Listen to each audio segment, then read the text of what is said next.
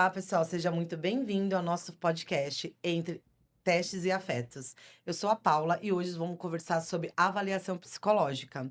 Como são os testes, como funciona, e eu trouxe três especialistas aqui para falar sobre avaliação psicológica. Vou começar com a Valesca. Valesca, primeiramente, né? Todos bem-vindos, né? Obrigado, Paulo. Obrigada. Valesca, o Obrigada. que é avaliação psicológica? Legal, Paula. A avaliação psicológica, ela é um processo conduzido por um psicólogo que busca ali compreender o que o indivíduo sente, como ele se comporta, o que ele pensa, né? Mas vai muito além de aplicar um teste. A avaliação psicológica, ela é composta por entrevistas, observações e vários outros instrumentos que faz com que a gente consiga compreender aquele indivíduo de uma forma muito ampla. Tá. E qual contexto, né, a gente pode entrar com a avaliação psicológica? A gente consegue atuar em vários contextos. Então, se a gente pensar clínico, a gente está buscando ali um diagnóstico ou um tratamento. A gente pode falar do contexto escolar, que é o desenvolvimento, né, daquele indivíduo. O organizacional também, porque a gente fala muito do processo seletivo, do encarreiramento e desenvolvimento deste colaborador. Podemos pensar até em um PDI. E no trânsito, que aí a gente pode pensar se aquele indivíduo está apto para uma direção segura. Ai, muito bem, obrigada, Valesca. Agora, Michele, eu quero saber de você, né? A Valesca já falou, né? Contextualizou o que é uma avaliação psicológica. Eu quero saber quais foram os testes que você trouxe aqui hoje para explicar para gente como que funciona, como ele é efetivo, né, para o indivíduo. Quero escutar de você. Certo, perfeito. Eu separei 3 testes para contar um pouquinho para vocês. E o objetivo ali, o construto desses 3 testes é medir a inteligência. Lembrando que um teste psicológico, ele não está restrito somente à avaliação da inteligência de um indivíduo, tá bom? O primeiro teste seria o G36. Ele é um teste que vai ali mensurar o fator G de um indivíduo, que é basicamente o raciocínio lógico, o analógico e até o raciocínio espacial daquele indivíduo. Ele é aprovado, é baseado ali na teoria do Jonas Souza, e ele vai ser indicado para indivíduos entre 18 e 68 anos, com a indicação ali da escolaridade completa. Tem um outro teste chamado Matrizes Coloridas Progressas de Raven.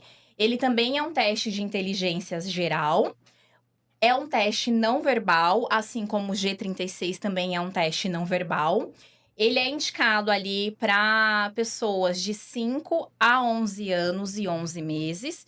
E o objetivo também é avaliar a inteligência, o raciocínio, a habilidade geral ali de inteligência de um indivíduo. E por último, mas não menos importante, a gente tem o VISC-5, também é um teste validado, aprovado, é um teste amplamente utilizado em diversos fatores, até mesmo culturais, tá? Então, a gente tem testes desenvolvidos aqui no Brasil e testes que vieram de fora e foram adaptados à nossa cultura. E o VISC-5, diferente tanto do G36 quanto do Matrizes Coloridas, ele é um teste multifatorial, então ele não vai medir um QI único ali de um indivíduo, e sim o seu QI total. Então a gente vai olhar ali para o indivíduo de uma forma mais completa e não olhando ali somente raciocínio. Ai, obrigada, Michele. Interessante, né, pessoal? Eu acredito que muitos de vocês aí não sabia como funcionava, né? Então, ela explicou aqui que cada teste tem a sua função, que você é aplicado através de escolaridade, de idade, de ser criança ou adulto. Muito bom, Mi. Adorei, viu? Não Bom, sabia. E agora eu quero falar com o Rodrigo. Tudo bom, Rodrigo? Tudo bem, Rodrigo, Paulo? você pode falar um pouquinho pra gente sobre psicometria? Legal. Quando a gente pensa em psicometria, a gente vai pensar em fidedignidade. O que seria essa fidedignidade, né?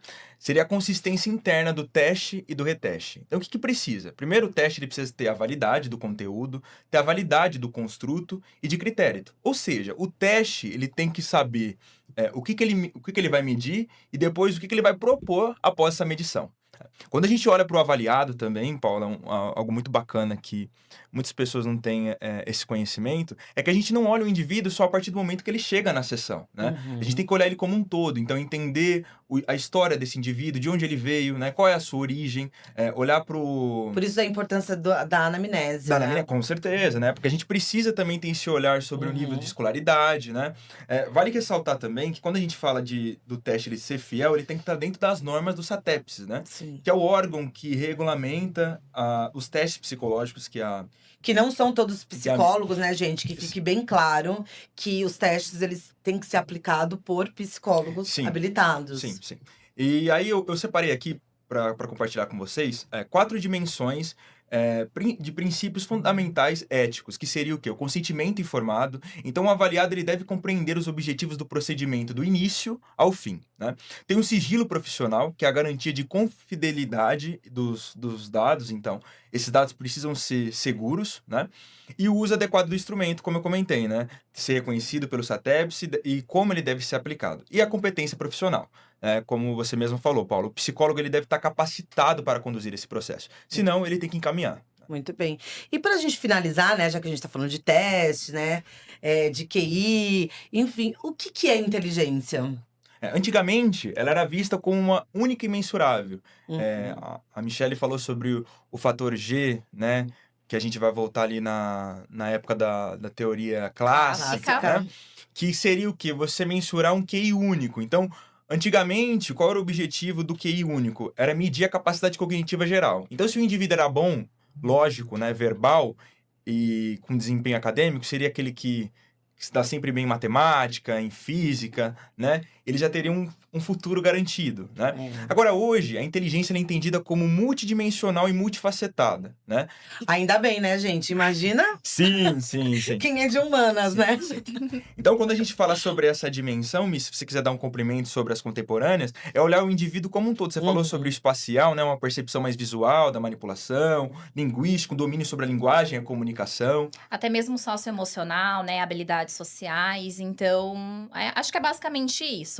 A gente deixa de olhar somente ali uma fotografia do indivíduo, né? Ali aquela questão realmente cognitiva.